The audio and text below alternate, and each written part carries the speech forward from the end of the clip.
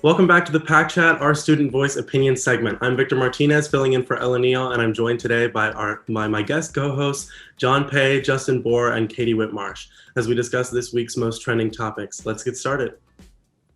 First, two mass shootings occurred less than a week apart from each other and have left a total of 18 dead. The first of the two consisted of a series of mass shootings at three spas or massage parlors on Tuesday, March 16th in Atlanta, Georgia, killing a total of 8 people, 6 of which being Asian women. The second shooting occurred just last Monday at a grocery store in Boulder, Colorado, where 10 people, including a police officer, were killed. The events in their proximity have reignited much debate over America's gun laws, some grimly saying that the US is returning, quote unquote, back to normal, following a year-long lockdown.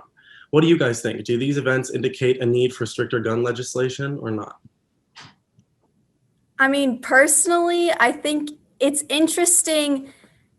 I'm not sure whether or not we need a stricter gun legislation or gun laws, but I do find it interesting the way that they handled the situation in Atlanta, saying that the suspected murderer of these people and that it wasn't racially motivated and that it was just he had a sexual craving and a sexual addiction and that those were just temptations and that's why he committed those murders. When you look at it, like the majority of the women killed were Asian Americans.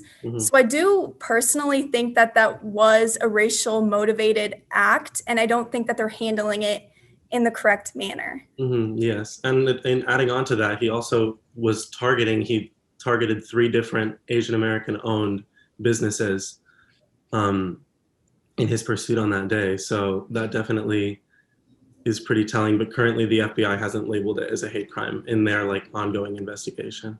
What do you guys think, John or Justin? I do find it, very tragic that a lot more hate crimes are happening towards Asians. It's very foolish to think that we're the cause of all this just because of our race. I'm not trying to act like a victim, but it definitely is a very foolish way to think, and that's where I'm at right now. Justin? Yeah, no, it's really sad to see what happened, and it's kind of sad that they're trying to label as not a racial shooting when if you look at the facts, it is. And I mean, it sounds like he's just trying to hide from the truth. For sure. All right, next, YouTube announced yesterday that it will be testing hiding the dislike count on videos from public view. YouTube says that they will be keeping the actual dislike feature, but the idea to hide the count to people who aren't the creator actually came from creators themselves, who say that public dislike counts can harm their well-being and spark a targeted campaign of dislikes on a certain video. Others say that a public dislike count can signal to viewers whether or not a video is worth watching, or help warn of clickbait, spam, or misleading information. What do you guys think? Should the public dislike count stay, or does it do more harm than good? It should stay. It's always fun when everyone's like, hey, I don't like this. Everyone dislike it. I mean, that's the point of the dislike button. You make a bad video, we're going to dislike it, Yeah. Which, that's how it should be. Yeah, I agree with Justin. I mean, I understand the approach they're taking with removing the exact number of dislikes. I mean, I guess if you look at it, that could help with cancel culture and, the way the society is. But I think in general, removing it could do some good, but I don't see the purpose of taking it away when really, like Justin said, if you don't like a video, I mean, it really is helping the creator of the video. If you see a mass amount of dislikes versus likes, they're going to know, okay, people don't like that video. Well, the creator will be able to see it. So you can still dislike videos, but the public can't see it. So I guess it's still fine for the creator, but I don't know. The creator can still get feedback, but it's the actual public can't kind of spark a kind of a targeted attack on their dislikes, which I know has happened with a bunch of different bad YouTuber apology videos and stuff like that people just kind of go and spam dislike, which if you think about it, honestly gives them views. So I don't know, it doesn't seem like it's necessarily the worst thing for creators, but it does seem like they're trying to make a whole campaign over that it's like their health. All right. Okay, last, Lil Nas X released a new single, Montero or Call Me By Your Name, last week that directly addresses his sexuality as a gay man more than in any of his previous songs. With it, he dropped a music video that has been the source of major controversy. The video features the rapper sliding down a pole to hell before giving the devil a lap dance. Many religious figures, politicians, and commentators have erupted with criticism, claiming that the song encourages devil worshipping and is harmful for young fans. Lil Nas and his supporters have struck back with several arguments. First, claiming that the satanic imagery in the music video is done as an artistic response to the threats of eternal damnation that have been issued to queer people like Lil Nas X from the church. The rapper said in a tweet, quote, "Y'all love saying we going to hell, but get upset when I actually go," unquote. What do you guys think? Do you think Lil Nas is right in expressing his artistic statement, or do you think his critics have a point in saying that he shouldn't release music that could poorly influence kids? I think this is an interesting topic. I personally didn't watch the music video.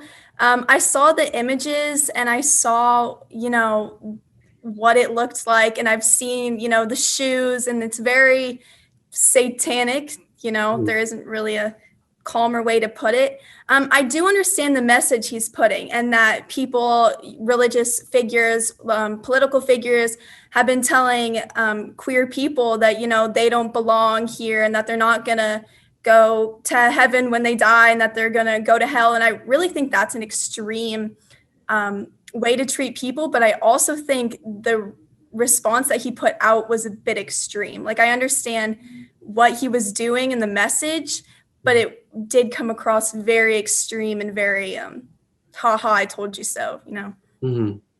Yeah. Yeah, I'm kind of with Katie on that. It seems a bit too extreme. It seems way more Satanist than like trying to prove a point, in my opinion. Like making the shoes and everything and all that. It just seems like, I mean, like there's one thing to like prove a point, but like that's kind of going a bit too far with it, in my opinion. I think that like I don't know, for a lot of different like kind of marginalized minority groups, there's this whole thing of like kind of taking something that has been used to insult them or oppress them or marginalize them in some way and kind of flipping it around and wearing it like a badge, which like has been done in countless instances in a bunch of other communities. And I feel like that's kind of what he's trying to go for here. Like this whole idea of like, these people have been like rejected from the church for this one reason, for this like one thing, and constantly threatened with this one like eternal like suffering or whatever.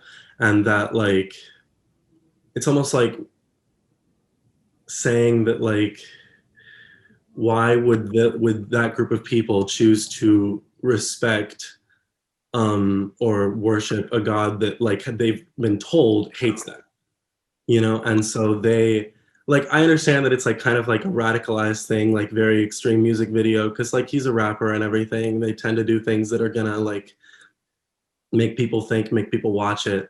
But I think that the response is totally like, it's an artistic statement, and I think that people like, it's not his job to parent other people's kids.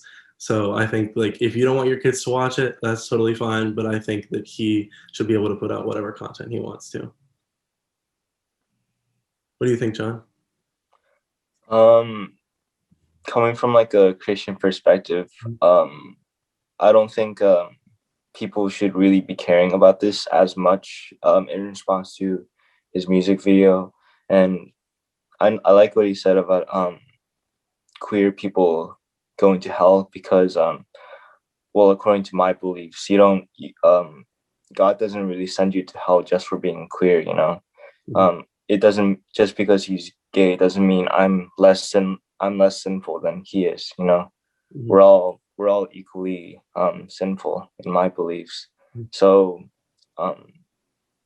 I hope that Lil Nas kind of lets go of all that grudge against religious people, but also I hope that religious people shouldn't act so holier than thou against gay people. That's one of the problems with people sharing my beliefs, in my opinion. So yeah, that's my 2 cents. Yeah, I totally agree. Okay. That's all we have for today. Remember, T Wolf Pack, there's always time to chat.